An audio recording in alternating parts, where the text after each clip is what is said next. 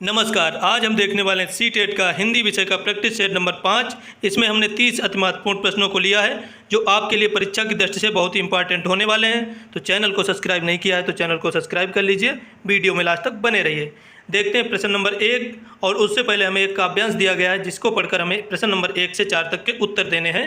तो काव्यांश को देख लेते हैं कि वीर तुम बढ़े चलो, धीर तुम बढ़े चलो, सामने पहाड़ हो, सिंह की दहाड़ हो, तुम निडर हटो नहीं, तुम वहीं डटे रहो, सत्य की मसाले नव बिहान लाओ तुम।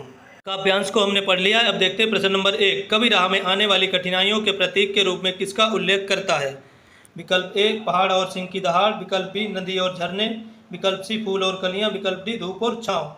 तो हमारा सही आंसर हो जाता है प्रश्न नंबर 1 का विकल्प ए पहाड़ और सिंह की दहाड़।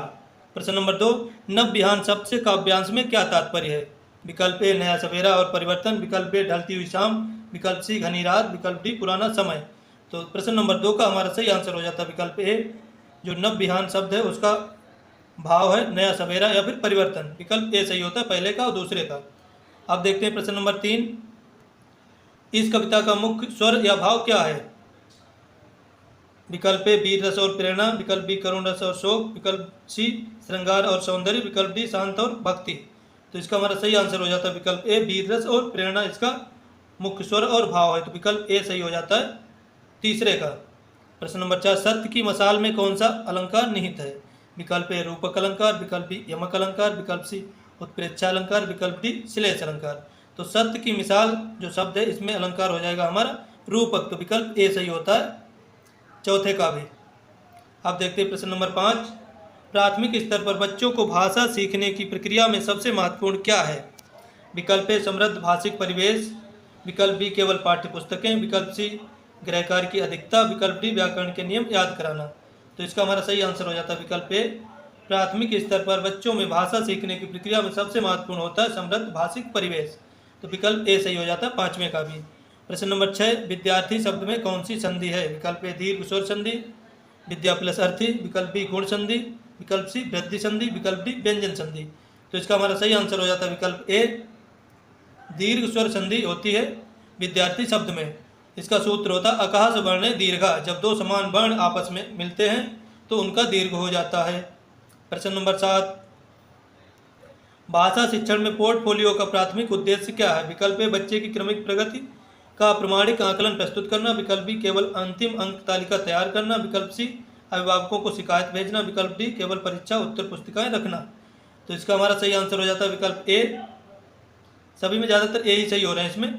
बच्चे की क्रमिक प्रगति का प्रमाणिक आकलन प्रस्तुत करना। इसी प्रकार के इस बार यूपी टेट की परीक्षा में भी आए थे कि 10 या 15 लगातार डी वाले सही हो रहे, लगातार सी वाले सही हो रहे, लगातार ए वाले सही हो रहे। प्रश्न नंबर 8। चौराहा शब्द में कौन सा समास है?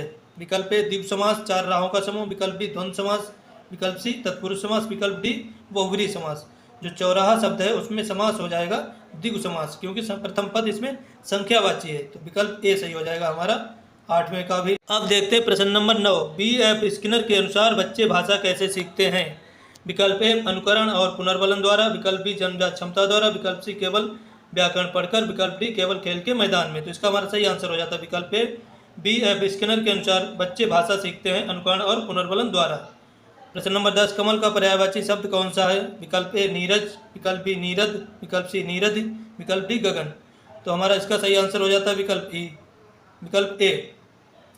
जो विकल्प ए में लिखा नीरज जो कमल का पर्यायवाची है, विकल्प बी है नीरद जो कि बादल का पर्यायवाची, विकल्प सी में है नीरद जो कि समुद्र का पर्यायवाची, विकल्प डी है गगन जो कि आकाश का पर्यायवाची। अब देखते हैं प्रश्न नंबर 11। प्राथमिक स्तर पर बच्चों को कहानी सुनाने से उनके किस कौशल का सर्वाधिक विकास होता है? विकल्प ए श्रवण कौशल और कल्पना शक्ति, विकल्प बी केवल हस्तलेख, विकल्प सी उच्चारण दोष दूर होना, विकल्प डी केवल अंक प्राप्त करना। तो इसका हमारा सही आंसर हो जाता है विकल्प ए बच्चों को कहानी सुनाने से उनके श्रवण कौशल और कल्पना शक्ति का विकास होता है। प्रश्न नंबर 12। महोत्सव शब्द का संधि विच्छेद क्या होगा? विकल्प ए महा प्लस उत्सव, विकल्प बी महो प्लस उत्सव, विकल्प सी महान प्लस उत्सव, विकल्प डी महा प्लस उत्सव। तो इसका हमारा सही आंसर हो जाता है विकल्प ए महा प्लस उत्सव बराबर महोत्सव। यहाँ पे गुण संधि हो जाती है। इसका सूत्र होता है आद गुणा। प्रश्न नंबर 13 देखते हैं। सस्वर वाचन का मुख्य उद्देश्य क्या है? सस्वर वाचन का मुख्य उद्देश्य क्या होता है? विकल्प ए बच्चों के झिझक को दूर करना और शुद्ध उच्चारण सिखाना, विकल्प बी केवल समय बिताना, विकल्प सी शांति बनाए रखना, विकल्प डी केवल परीक्षा की तैयारी। तो इसका भी हमारा सही आंसर हो जाता है विकल्प ए। सस्वर वाचन का मुख्य उद्देश्य होता है बच्चों के झिझक को दूर करना, यानी कि हेजिटेशन को दूर करना और शुद्ध उच्चारण सिखाना। अब देखते हैं प्रश्न नंबर 14, अकर्मक क्रिया वाला वाक्य पहचानिए। विकल्प ए मोहन रात भर सोता है, विकल्प बी रीता पत्र लिखती है, विकल्प सी छात्र आम खाता है, विकल्प डी शिक्षक पतंग उड़ाते हैं। तो इसमें कौन सा ऐसा वाक्य है जिसमें क्रिया के साथ कर्म नहीं आया है? तो मोहन रात भर सोता है, तो सोना, हंसना, बोलना, रोना, जागना, ये सब अकर्मक क्रियाएं हैं।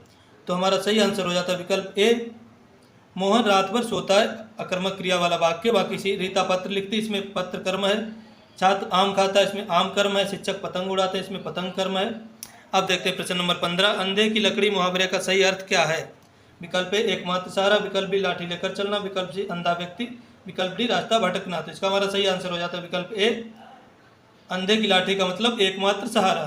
प्रश्न नंबर 16, प्राथमिक कक्षाओं में चित्र पाठ का यानी कि पिक्चर लेसन का उपयोग क्यों किया जाता है? विकल्प ए विचारों और भाषा की अभिव्यक्ति को बढ़ावा देने के लिए, विकल्प बी केवल किताबों को सुंदर बनाने के लिए, विकल्प सी रंग भरने के अभ्यास के लिए, विकल्प डी कक्षा में अनुशासन बनाए रखने के लिए। तो इसका भी हमारा सही आंसर हो जाता है विकल्प ए, जो पाठ्य पुस्तकों में चित्रों का समावेश इसलिए किया जाता है कि विचारों और भाषा की अभिव्यक्ति को बढ़ावा दिया जा सके, जिससे बच्चे ज़्यादा समझ सकें। प्रश्न नंबर 17, उत्कर्ष शब्द का सही विलोम क्या होगा? उत्कर्ष शब्द का सही विलोम क्या होगा? विकल्प ए अपकर्ष, विकल्प बी पतन, विकल्प सी अवनत, विकल्प डी विनाश।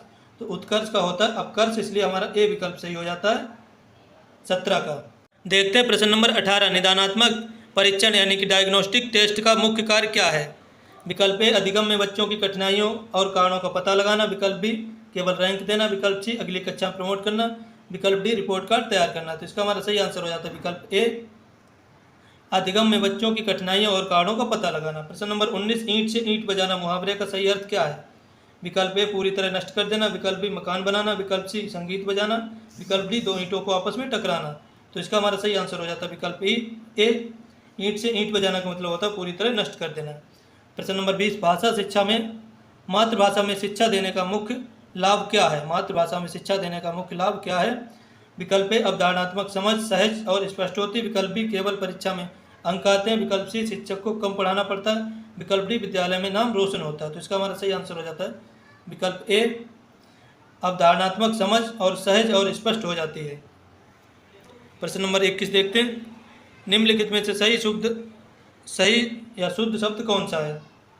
विकल्प ए कब इत्री, विकल्प बी कब इत्री, विकल्प सी कब यत्री, विकल्प डी कभी इत्री। तो इसका हमारा सही आंसर हो जाता है विकल्प ए कब इत्री होता है सही इसका रूप। प्रश्न नंबर 22, बच्चों में मौखिक अभिव्यक्ति ओरल एक्सप्रेशन का विकास करने का सबसे अच्छा माध्यम क्या है? विकल्प ए अपनी बातचीत और परिचर्चा, विकल्प बी केवल उत्तर याद करके सुनाना, विकल्प सी कठिन शब्दों को बोलना, विकल्प डी केवल सुलेख लिखना। तो इसका भी सही आंसर हो जाता है विकल्प ए, बच्चों में मौखिक अभिव्यक्ति का विकास करने का सबसे अच्छा माध्यम है आपसी बातचीत और परिचर्चा।